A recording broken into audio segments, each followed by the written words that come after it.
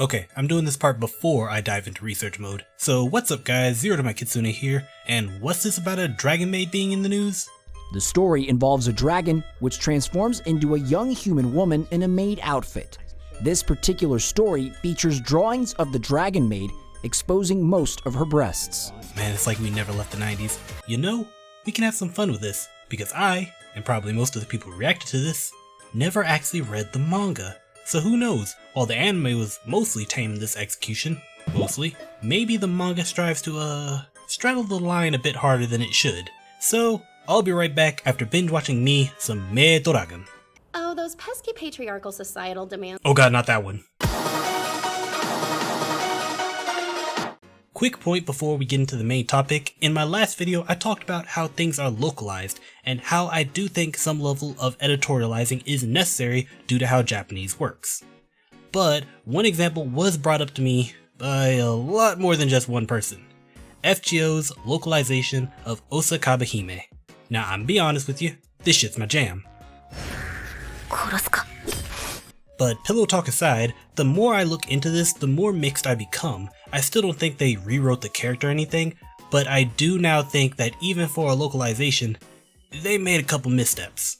And keeping things on the down low by only elaborating on these decisions during con appearances that aren't recorded for your paying customers who might not have $2,000 lying around to gallivant around the country doesn't help anything, you underhanded f***. Anyways, contrast that with this. It's you! I love you, Miss Kobayashi!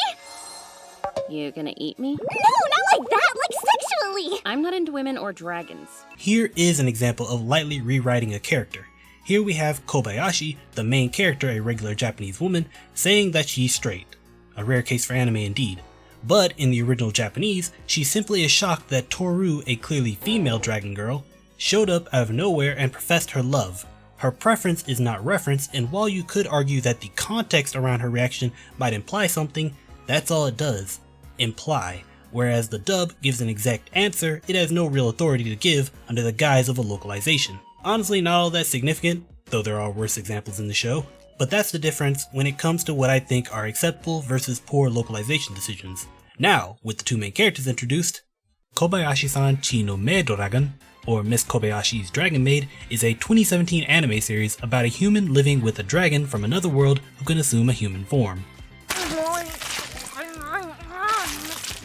It follows a mostly slice-of-life formula, with some occasional supernatural elements, mostly used for comedic effect, but otherwise mainly focuses on the relationship between the main character and her love-obsessed maid dragon, as well as her relationship with other secondary characters that appear, like the child dragon Kana, as well as some other human characters like Takia and Riko. Story-wise, I liked how down-to-earth and human Kobayashi is. Despite Toru's adoration, she isn't all that special of a person. She makes mistakes, hesitates a lot, and can be pretty irritable at times, but overall is a good person.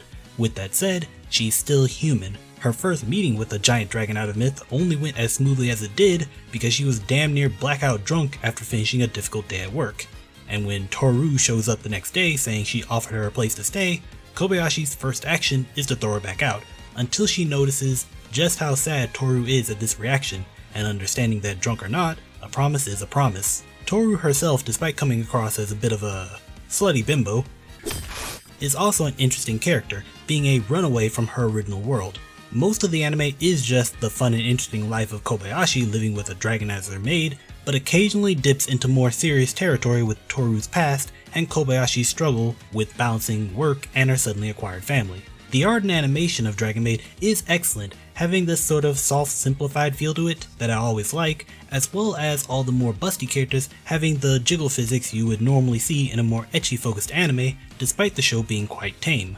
The animation quality is also something that sometimes spikes upward in moments where the animators feel like flexing their skills, making for really funny moments that could even be mistaken for more action-based anime.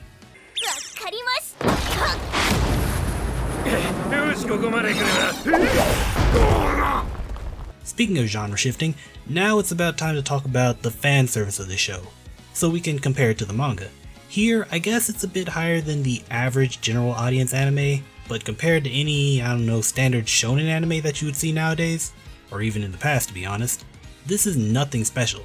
I mean sure, it's got hot dragon girls and Toru is real quick to disrobe at the slightest provocation, but the show never really lingers on it, and while crazy people might point at the breast jiggling as a huge offense to their virgin eyes, it's a minor background gag for the most part.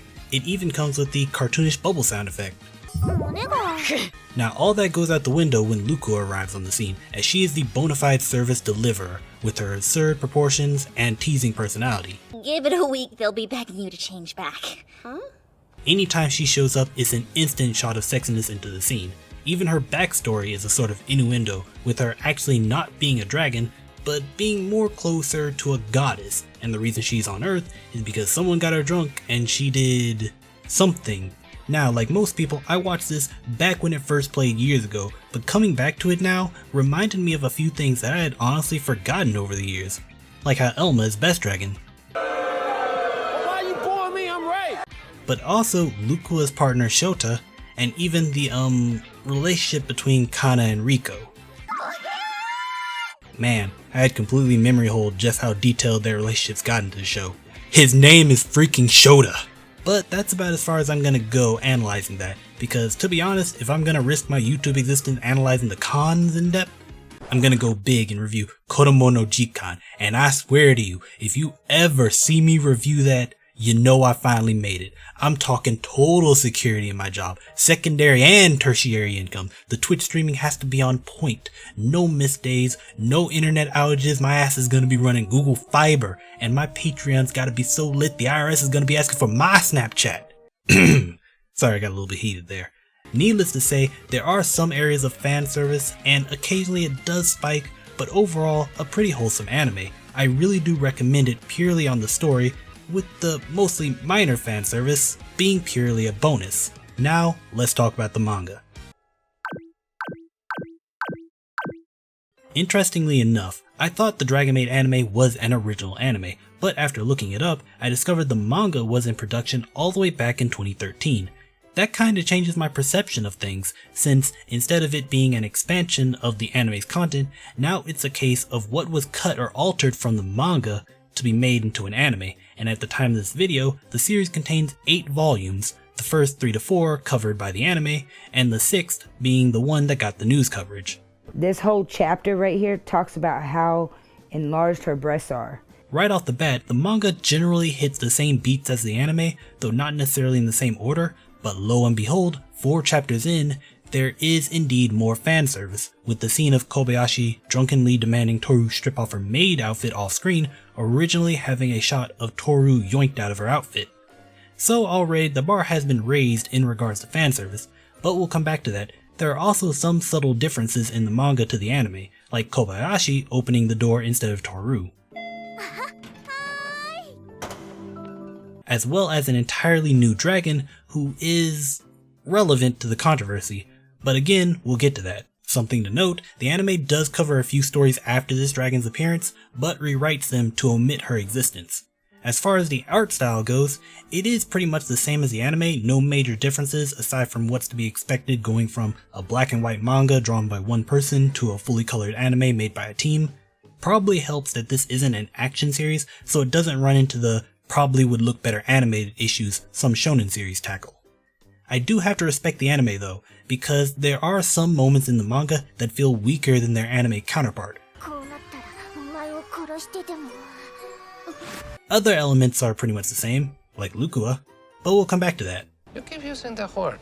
As the manga continues, the stories do somewhat grow beyond the simple premise of a dragon maid living with a human that the anime covered. Sure, it's still a slice of life manga with fantasy elements in it, but later on it does give a lot more backstory to the various dragons, as well as shining a much brighter light on how all-powerful dragons deal with living among humans, especially with the inclusion of the new dragon Illudu, who finally gives us an evil dragon who doesn't instantly buy Kobayashi's friendship pitch.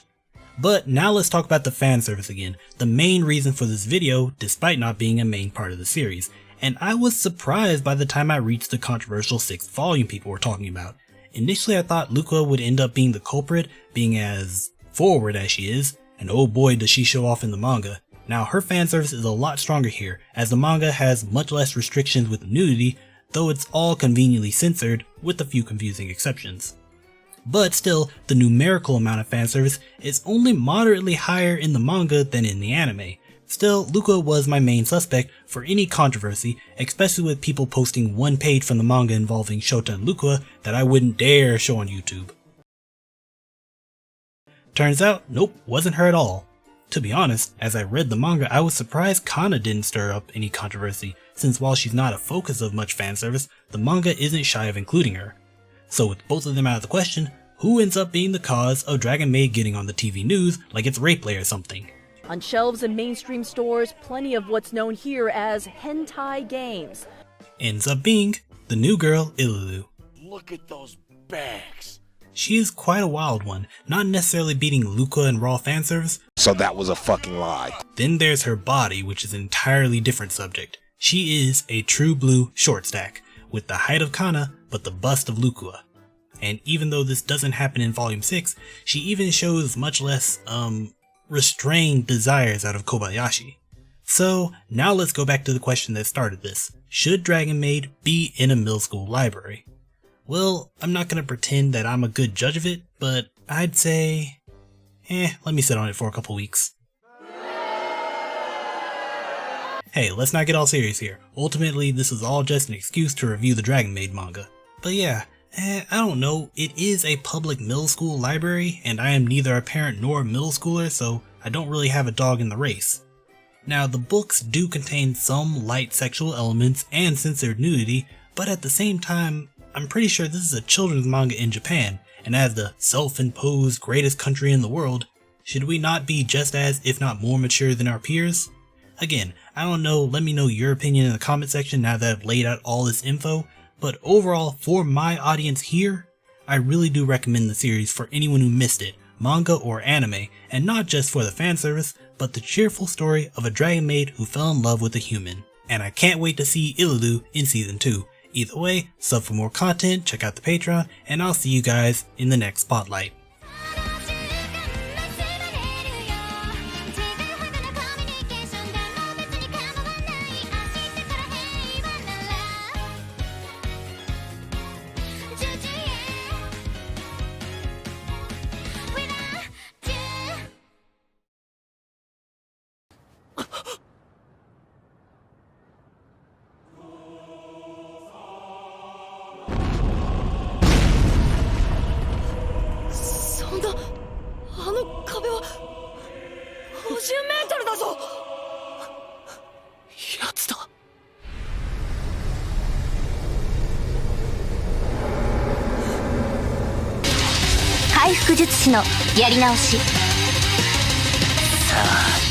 パーティーの始まりだ。